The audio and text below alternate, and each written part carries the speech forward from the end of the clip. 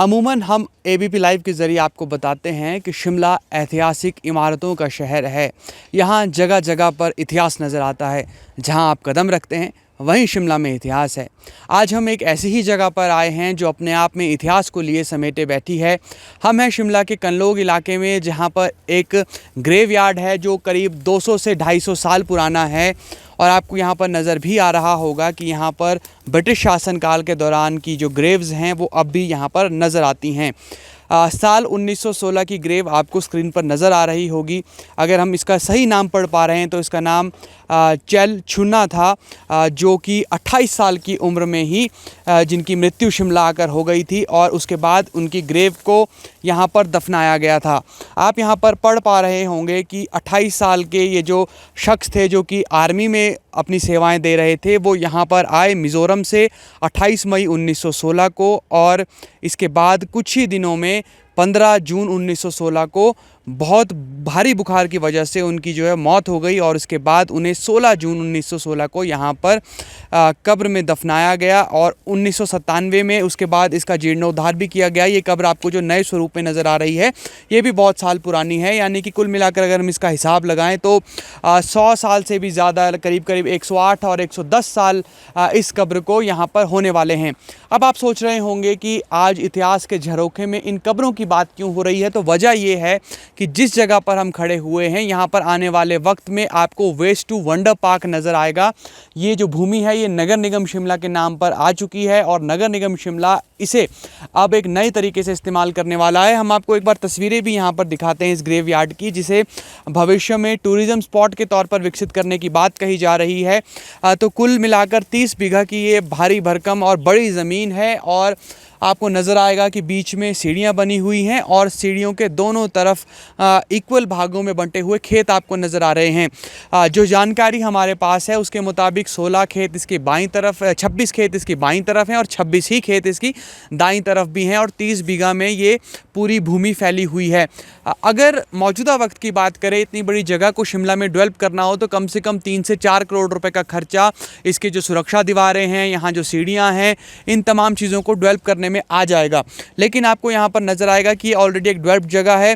एक और ग्रेव भी हमें यहाँ पर नज़र आ रही है जो कि करीब साल 1913 की बताई जा रही है। 1913 के आसपास की ये ग्रेव यहाँ पर है। इसी तरीके की कई ग्रेव्स यहाँ पर हैं और आपके मन में एक ये सवाल भी आ रहा होगा कि आखिर ग्रेव्स को क्यों पार्क में तब्दील करने जाने की बात कही जा रही है। ये बताया गया है नगर निगम शिमला की ओर से कि 100 से 150 साल बाद जो है वो किसी भी ग्रेव जहाँ पर ग्रेव्स होती हैं उसका ग्रेव यार्ड के तौर पर अस्तित्व जो है वो ख़त्म हो जाता है, उसकी महत्ता ख़त्म हो जाती है। ऐसे में नगर निगम अब ये सोच रहा है कि यहाँ पर एक पार्क डेवलप किया जाए। हालांकि अभी पार्क बनाना ही यहाँ पर तय नहीं है।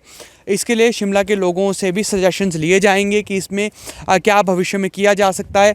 आप देखेंगे कि यहाँ पर साफ़ सफाई का काम चल रहा है क्योंकि ये पूरा इलाका जंगल में तब्दील हो चुका था और यहाँ पर जगह जगह पर जो झाड़ियाँ थी वो यहाँ पर उग आई थी। इसी वजह से यहाँ पर अब साफ़ सफाई का काम चलाया जा रहा है। यहाँ पर बांस है, यहाँ पर खजूर है और ऐसी ऐसी यहाँ पर चीज़ें भी उगी हुई हैं जो अमूमन हमें शिमला में देखने के लिए नहीं मिलती है।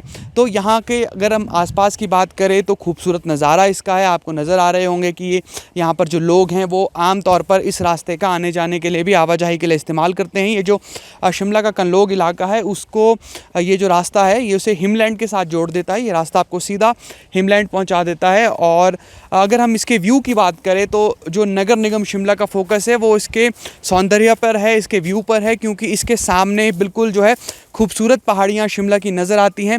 ये देखिए, बिल्कुल अगर हम इसे पार्क के तौर पर देखें तो सामने आपको शिमला के खूबसूरत पहाड़ नज़र आते हैं और इसका जो व्यू है वो किसी तरीके से भी ब्लॉक नहीं होता। यानी कि पार्क के तौर पर अगर आप देखें, इसे एक टूरिज़्म स्पॉट के तौर पर देखें तो ये बहुत बेहतर है। इसके बिल्कुल साथ ही आपको बिल्कुल सड़क नज़र आ जाएगी। ये नेशनल हाईवे है और यहाँ से बिल्कुल वॉकिंग डिस्टेंस पर आप इस जगह पर पहुँच सकते हैं। अब हम एक और जगह पर आए हैं जहाँ पर और भी यहाँ पर ग्रेव्स हैं, आपको नज़र आ रही होगी। ये भी 1913 की ग्रेव है और अगर हम जो तारीख पढ़ पा रहे हैं ये है 28 जनवरी 1913 की। तो यहाँ पर थॉमस नाम के एक शख्स हैं जिनकी ये ग्रेव यहाँ पर है। और इसी तरीके से आगे की तरफ भी हम देख रहे हैं कि यहाँ पर और भी ग्रेव्स यहाँ पर बनी हुई हैं। और यहाँ पर जो ब्रिटिश शासनकाल था, क्योंकि आप लोग जानते हैं कि जो शिमला है वो ब्रिटिश शासनकाल के दौरान राजधानी रही, ग्रीष्मकालीन राजधानी थी, तो इस तरह की जो तमाम ग्रेव्स हैं वो आपको यहाँ पर नज़र आएंगी। एक और ग्रेव के पास हम यहाँ पर पहुँचे हैं, तो ये अगर जो धुंधली शब्दों में पढ़ा जा रहा है, ये 1921 की ग्रेव है। और ये लगभग ऐसा लग रहा है कि जितने भी लोग सेना के साथ जुड़े हुए थे, ये उन्हीं की ग्रेव्स यहाँ पर हैं। एक और ख़ास बात यह है कि जो ब्रिटिश शासनकाल के दौरान जिन लोगों ने यहाँ पर अपनी सेवाएं दी हैं और जो यहाँ पर सेवाएं देते थे, चाहे वो आर्मी में थे या फिर किसी और विभाग में काम करते थे, आज भी उनके जो घर परिवार के लोग हैं वो उनके बर्थ सर्टिफिकेट लेने के लिए, उनका डेथ सर्टिफिकेट लेने के लिए नगर निगम शिमला के पास आते हैं। और जो नगर निगम शिमला के पास रजिस्टर्स मौजूद हैं, उनमें ये जो तमाम रिकॉर्ड्स हैं वो आज भी मौजूद हैं। बर्थ कब हुआ, डेथ कब हुई, क्योंकि कुछ ऐसे केसेस भी शिमला में हैं जहां जो पिता यहाँ पर ड्यूटी के दौरान आए और उसके बाद उनका जन्म बच्चों का शिमला में हुआ, लेकिन जब मृत्यु हुई तो वो इंग्लैंड में जाकर हुई। तो इस तरह के भी केसेस हैं।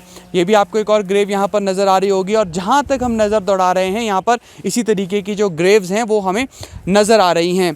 तो कुल मिलाकर अब नगर निगम शिमला का ये कहना है कि 150 से 200 साल का वक्त यहाँ पर हो चुका है। ऐसे में जो ग्रेव्स के तौर पर, ग्रेवयार्ड के तौर पर इस जगह की अहमियत अब ख़त्म हो चुकी है। ऐसे में नगर निगम शिमला इसे वेस्ट टू वंडर पार्क बनाना चाहता है। एक और ग्रेव यहाँ पर नज़र आ रही है और इसी तरीके की तमाम ग्रेव्स यहाँ पर हमें नज़र आ रही हैं।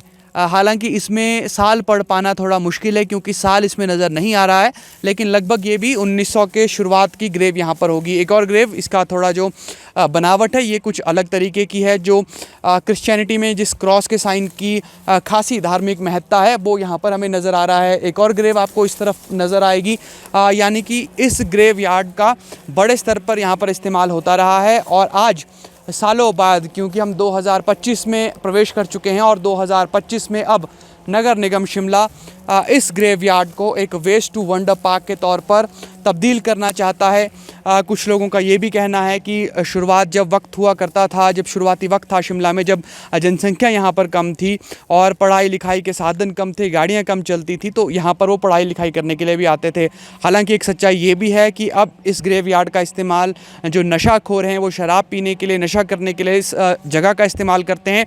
ये भी प्रशासन के सामने एक बड़ी चुनौती है, क्योंकि ये रिहायशी इलाका है, आसपास लोग रहते हैं, तो यहाँ पर शांति व्यवस्था भी बहाल हो, पूरी व्यवस्था भी बनाई रखी जा सके, इस पर भी नगर निगम के साथ साथ प्रशासन को ध्यान देना है। तो आने वाले वक्त में कनलोग का ये ग्रेवयार्ड हमें वेस्ट टू वंडर पार्क में के रूप में नज़र आएगा और यहाँ पर एक टूरिज्म स्पॉट के तौर पर ये ग्रेवयार्ड विकसित होगा, अगर सब कुछ सही रहता है तो फिलहाल के लिए इतना ही। आप जुड़े रहिए एबीपी लाइव के साथ।